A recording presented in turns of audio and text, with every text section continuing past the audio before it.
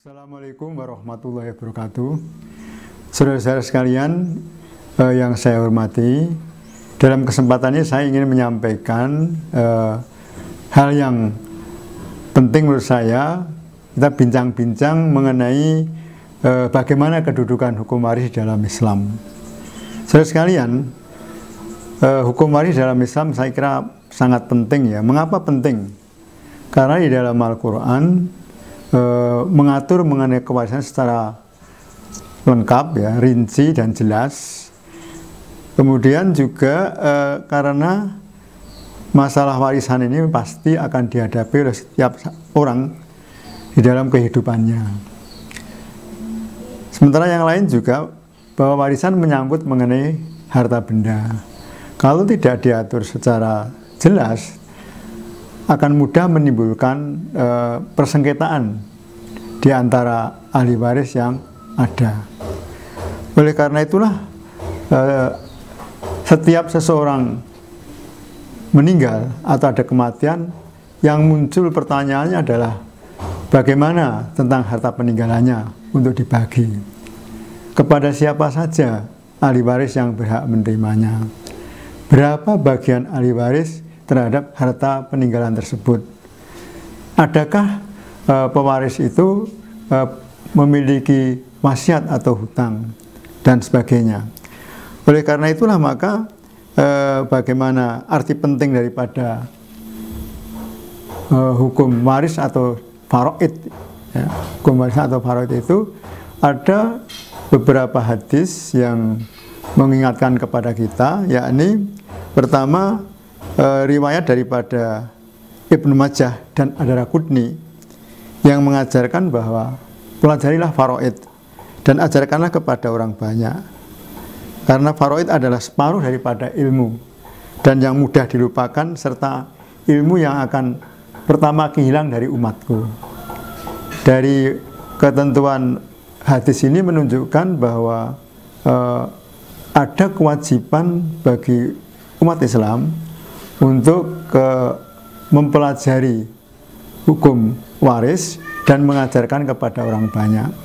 Ada hadis lain yang dikemukakan oleh riwayat dari Ahmad bin Hambal yang mengatakan bahwa pelajari Al-Quran ya, dan ajarkan kepada orang banyak. Pelajari juga faraid dan ajarkan kepada orang banyak, karena aku adalah seorang manusia yang pada saat akan meninggal dan ilmu akan hilang bersama kematian. Hampir-hampir terjadi dua orang bersengketa mengenai kewarisan dan masalahnya, tidak menjumpai seseorang untuk menyelesaikan masalah yang dihadapi itu. Oleh karena itu, saudara sekalian, begitu pentingnya mengenai faraid atau hukum kewarisan itu, maka para ulama menempatkan hukum kewarisan itu sebagai disiplin ilmu yang berdiri sendiri. Dan sekalian tadi disebutkan dalam hadis bahwa ilmu faraid adalah separuh daripada ilmu yang akan mudah hilang dari umat Islam. Separuh ilmu mana? Separuh daripada ilmu ibarat hukum keluarga. Hukum keluarga itu bidangnya adalah hukum perkawinan, hukum kewarisan, hibah, wasiat, wakaf. Sehingga kalau itu merupakan separuh dari ilmu itu, saya kira dalam kehidupan ini masalah ketentuan hukum menyangkut keluarga demikian pentingnya, terlebih mengenai kewarisan. Mengapa demikian? Saudara sekalian, bahwa kewarisan ini menyangkut harta, dan harta ini adalah merupakan milik. Begitu arti pentingnya milik seseorang, maka mengingatkan kita bahwa seseorang punya arti penting ketika dalam kehidupannya itu memiliki harta. Dan juga diingatkan bahwa di dalam sumber hukumnya ya, di dalam Al-Quran juga disebutkan di dalam An-Nisa ayat 9 menyebutkan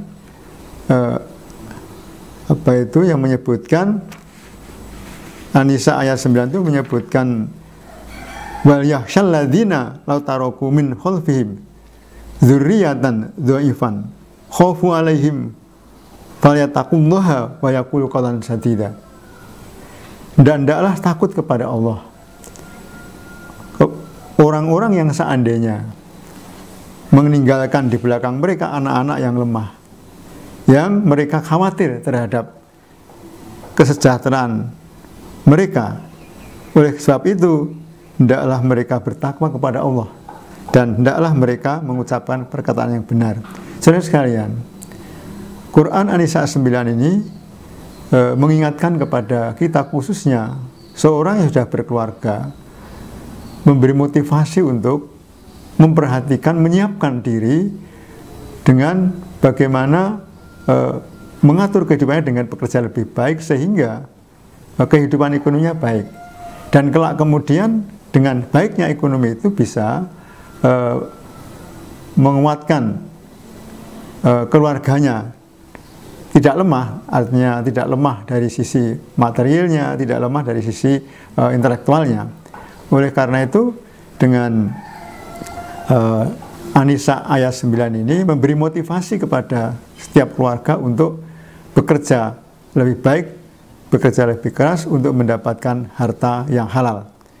Dan kemudian supaya kembali kepada takwa, dan dalam mereka itu mengucapkan perkataan benar. Artinya apa? Kalau seseorang sudah bekerja dengan baik ternyata tidak sesuai dengan harapannya, tapi tetap harus dalam keadaan takwa dan dengan berpegang kepada kebenaran. Saudara sekalian, sumber yang ada di dalam Al-Quran tentang kewarisan bagi seorang yang tadi, kewarisan itu punya makna penting buat seseorang, buat keluarga. Setidaknya memberikan motivasi untuk kerja keras. Jangan sampai meninggalkan ahli waris dalam keadaan lemah, tetapi meninggal ahli waris dalam keadaan kuat. Sehingga kehidupan yang dilewati oleh ahli waris akan menjadi lebih baik ketimbang orang tuanya.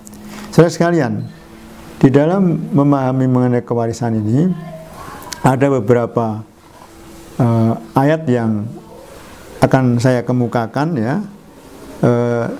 Di dalam ayat 8 surat An-Nisa menyebutkan wa idza khadrul kismata ulul qurba wa yatama wal masakin farzuquhum minhu wa qulu lahum qawlan ma'rufan. Dan apabila sewaktu pembagian itu hadir kerabat, anak yatim dan orang miskin, maka berilah mereka dari harta itu sekedarnya dan ucapkanlah kepada mereka perkataan yang baik. Saudara sekalian, banyak menurut pengamatan saya dalam praktek kehidupan seseorang ketika membagi warisan tidak memperhatikan apa yang disebut dalam An-Nisa ayat 8 ini. Padahal ini yang menjadikan kewarisan dilaksanakan, memberikan sebagian kecil dari harta warisannya kepada kerabat yang jauh bukan ahli waris, tapi juga kepada fakir miskin, kepada anak yatim, akan mendatangkan keberkahan. Tapi tidak banyak menjalankan ini. Oleh karena itu saya kira menjadi bagian itibar buat kita bahwa hendaklah ketika seseorang mendapatkan harta warisan yang diperoleh dengan mudah karena merupakan peninggalan dari orang tuanya, ada baiknya untuk ingat supaya keberkahan diperoleh bagi seorang ahli waris dengan memberikan sebagian ala kadarnya kepada anak yatim, orang-orang fakir, dan kerabat. Sesuai dengan An-Nisa ayat 8. Saudara sekalian, tadi kami sebutkan di ayat 9 mengingatkan untuk supaya jangan sampai seorang itu meninggal dengan meninggalkan ahli waris dalam keadaan lemah. Ya. Oleh karena itulah maka saya kira saya menggarisbawahi untuk selanjutnya supaya memperhatikan betul kepada anak yatim, apalagi anak yatim yang ditinggal meninggal oleh keluarganya. Jangan sampai hak anak yatim itu kemudian diabaikan oleh ahli waris yang diberikan amanah untuk mengelola harta anak yatim.